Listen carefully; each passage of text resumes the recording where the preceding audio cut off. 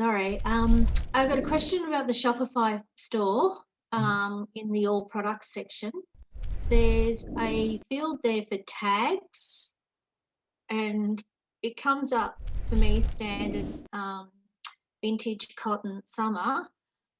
What's the tags meant for, and where do they link to, and how should do we do them with hashtags, or how do they? If you can just give me an example of how they work, that'd be great. Thanks. Awesome. Yeah. Tags is something that we don't sort of use because it doesn't do too much. But since Yeah. you're pretty curious, I'll sort of explain how it works. So there's a Yeah. few ways to use tags. Number one, tags can be used to increase your website's SEO.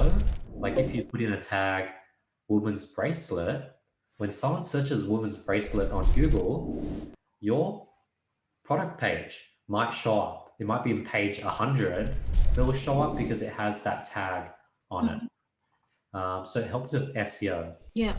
Number two, it can help with Okay. organization.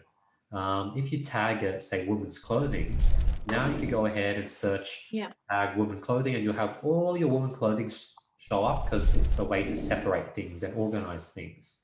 Number Mm-hmm. three, tags can be used to create collections.